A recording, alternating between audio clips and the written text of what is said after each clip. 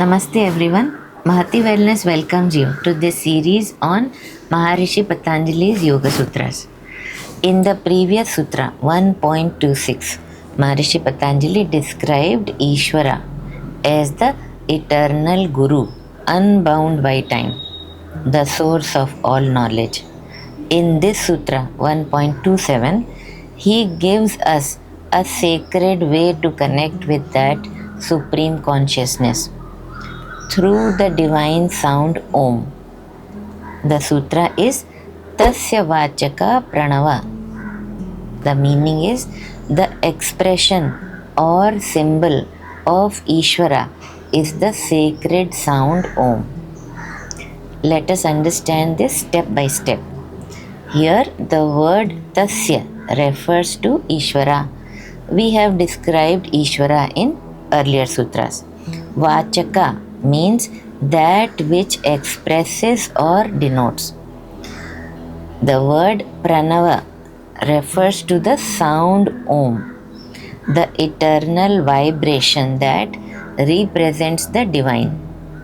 Thus, Maharishi Patanjali declares that the sacred syllable Om is the expression or name of Ishvara. Just as a word is connected to its meaning, Om connects the seeker directly with the divine presence. Om is not merely a sound to be chanted, it is the vibration that carries the essence of creation itself. The Upanishads call it Shabd Brahman, the sound form of the Absolute. Every mantra begins with Om because it contains within it the totality of the sound, energy, and consciousness. When we chant Om with awareness and reverence, it aligns our individual consciousness with the universal consciousness. It bridges the finite and the infinite. Think of it like this.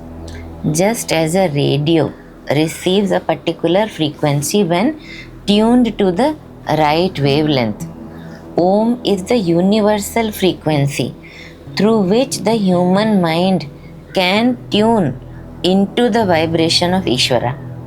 When chanted with sincerity and stillness, this sound attunes the mind to the silence, and in that silence, the presence of the divine becomes perceptible. With this sutra, Maharishi Patanjali begins the practical doorway to experience Ishvara directly.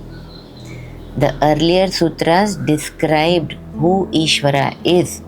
Now he shows how to connect with that eternal source. Om is both a symbol and the sound, form and the formlessness. Let us explore it further. The sound Om unfolds into four parts: A, U, M, and the silence beyond. A or A is waking, where we engage with the outer world. U or U is the dreaming, where the mind creates its own world. M or Ma is the deep sleep, where everything returns to the stillness. And when the sound dissolves, the silence that remains is Turiya, the pure consciousness that holds all three. This is the fourth stage. For sadhakas, chanting Om with awareness becomes both a meditation and a surrender, leading the mind into quietude and devotion. In the tradition of Yoga and Vedanta, Om is said to be the vibration from which the universe emerges, in which it rests, and into which it dissolves. The Bhagavad Gita also calls Om the sound symbol of Brahman. When Maharishi Patanjali identifies Om as the Vachaka, the verbal symbol of Ishvara, he gives the seeker a practical means to bring the infinite into the realm of experience. Through continuous remembrance and chanting, the seeker begins to experience the divine not as an idea but as a living vibration. Let us bring this into our life and ask ourselves, can I take a few moments each day to chant Om, not mechanically, but with awareness of its meaning and presence? Can I listen to the silence that follows each chant, the stillness in which divine presence becomes felt? When I chant Om, can I let it be not a sound of the lips but a call from the heart?